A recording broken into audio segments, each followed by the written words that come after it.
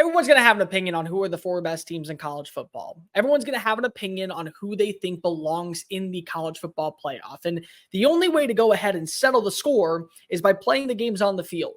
So let me make this abundantly clear. If Florida State and Washington win this weekend, there's no more conversation about them deserving a spot in the college football playoff. If you are new here, welcome on into the channel. My name is Cole Thompson. I'm a radio show host based in Houston, and I talk college football daily. So if this is the type of content you enjoy, make sure you smash that subscribe button down below. Leave a comment telling me your thoughts on Washington and Florida State's status going into conference championship weekend. Tell your friends, your family, your sister, your brother, your mortal enemies, best of bros, your workout buddies, the entire church congregation, even people that you don't really like about this channel. And as always, let's continue to talk college football. By the way, if you want to give me a follow on social media, it's at Mr. Cole Thompson. My YouTube channel is called at Mr. Cole Thompson. So when you hit subscribe on one, make sure you hit follow on the other. Florida State and Washington have done their job throughout the regular season. Was it rocky? Yeah. Did it suck at times? Yes. Did you lose players in the process that probably almost unraveled your entire fan base? Absolutely. Primarily in Tallahassee. But the argument is not, are they one of the best teams? It's, are they the most deserving? And Boo Corrigan maybe says on one hand, oh, well, the 4 best teams is what we're looking for in the college football playoff. You're lying. You are absolutely lying if that's what you think. Florida State is not one of the 4 best teams in college football. In the JSI poll, my poll, I end up having them at number 8. And I think that's fair. I don't think that they would beat the 7 teams ahead of them. Ohio State, Washington, Oregon, Texas, Alabama, Georgia, Michigan. They wouldn't beat any of them. Not without Jordan Travis. But they are not just a Jordan Travis-led team. And that was very evident by looking at the college football playoff rankings last night. They could have easily gone and said, it was a close game against a Florida team that isn't bowl eligible. Your quarterback wasn't really that stable. Tate Rudemaker was more so rowing his way out of the college football playoff conversation for Florida State. But they didn't do that. What they said was, no, they're undefeated. They may be the worst undefeated team that we've seen in the college football playoff era without their quarterback, but they're undefeated.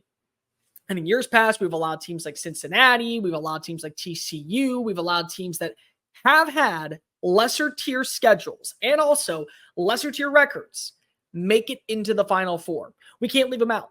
And so if they make the win on Saturday in Charlotte against Louisville, they're going to the CFP. And let's also just go ahead and say this real fast. Florida State does have talent. They were one of the best teams in college football to begin the year. Everyone, including myself, thought after that LSU game in Orlando, okay, the offense is clicking. They have an identity on defense. They were able to create a couple of turnovers. And a lot of people also thought that LSU's defense was going to be something of promise. They won that game single-handedly. They're a top 5 team in college football. And do they have some struggles against Boston College and against Florida and a few other teams? Yeah, they did.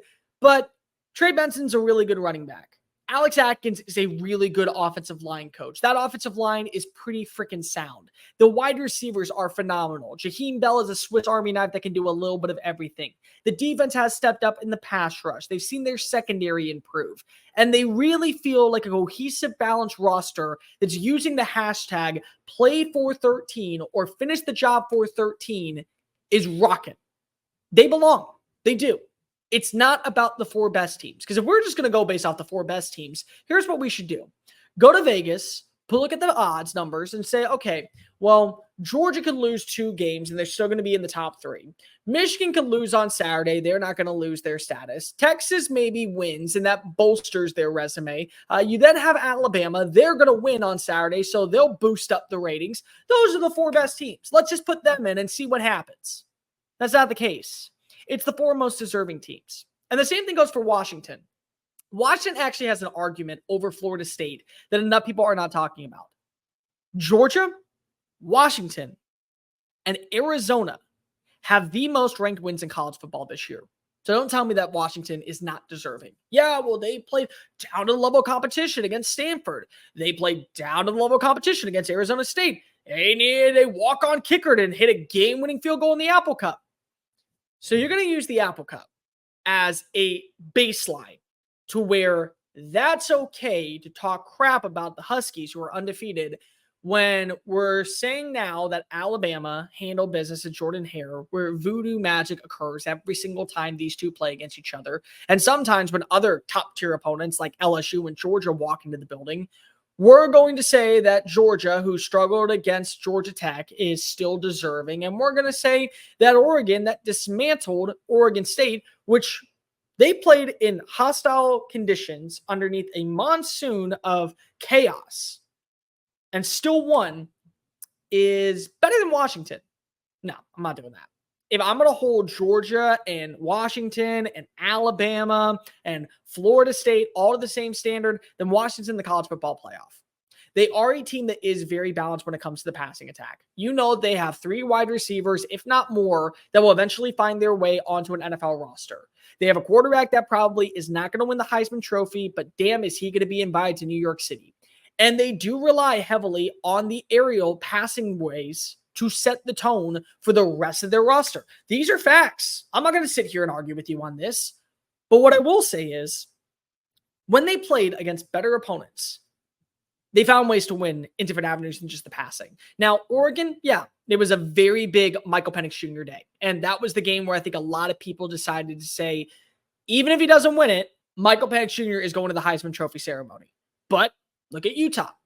Utah, they won based off defense. It was an 11-0 swing in the second half in favor of the Huskies. That's a game to where you hold your hat and say, yeah, we're not just a passing attack. Look at the game against Arizona State. Defense, big pick 6. You don't win that game without the pick 6. Look at the Arizona game. That was a game where you trusted the rushing attack inside the red zone with Dylan Johnson. Look at the USC game. That was a game where you had Dylan Johnson rush for over 240 yards. Look at the Apple Cup. That was a game where you relied heavily on special teams. That was a couple of plays when it came to defense. And that was a couple of big time passes and red zone running from Dylan Johnson, from Michael Penix Jr., and from Rome Odunze finding the end zone. And then look, of course, at what you saw in the game against Oregon State. It was the Rome Odunze show. They find ways to win in different avenues. Are they the most deserving team in college football? Yeah. Are they the best team? No. If you want to be real, I could make the argument that Washington would lose to Ohio State. They would lose to Oregon in a second time, which we'll find out on Friday. They would lose to Alabama. They would lose to Texas, and they would lose to the 2 teams ahead of them. I can make that argument. But they didn't lose to Oregon. And if they beat Oregon a second time, well, now that's 5 ranked wins. 5. Okay. So what we're going to say, that the ranked wins against a Pac-12 that used to be mediocre doesn't count? Florida State, they found a way to get a quarterback to not implode and keep the offense rolling. Doesn't count? No, it's not the way it goes. We had to learn on Saturday when Michigan handled business against Ohio State. Yeah, they're a good team. They're a damn good team. Oh, yeah, well, the sign stealing, they cheated. I'm not imploring cheating. Cheating's bad. Cheating's awful. You don't want to cheat. I hate being cheated. And everyone I think who's ever been cheated on in their lifetime understands the feeling of how low you are. But you won because of you had better talent, or you were better on that Saturday, or more specifically, you were built for this moment. You were built to handle what was going to be thrown at you from the jump. That's what you had. That's what you got. Michigan, no one's doubting anymore. Why would you doubt Washington if they beat Oregon twice? Once on a neutral field location where half the crowd could be clad in purple and white and the other half could be clad in yellow and green. Why are you going to count out Florida State? Florida State, again, we've used the terminology before. You had to include them when Ohio State went rampant against Wisconsin in 2014. What if the same thing occurs? And what if they do close games? What if both of them end up being a game-winning field goal? We're still going to count them out? No. Washington and Florida State may not be the most perfect teams in college football. And they may not even be the best teams. They may not be the best 4. And Boo Corrigan, you're lying through your teeth if you think that the Huskies and the Seminoles are better than other programs that sit behind them and are hoping for chaos to occur. But they are the most deserving teams. You went undefeated. You won a conference championship. And a conference championships mean something because clearly they do for some and not for others. They mean something for both Washington and Florida State. Both the teams win on Saturday. Both of them are in the college football playoff. And if you don't like it, go ahead and write a letter to your congressman, or better yet, tell Boo Corrigan to go ahead and set the standards a little bit different when trying to explain them on national television each Tuesday night. Thanks so much for watching that video. Don't hit the X button yet. Make sure you hit subscribe to keep up with all of our daily content found on Just Saying It. and anything else that we post on this channel. Bye.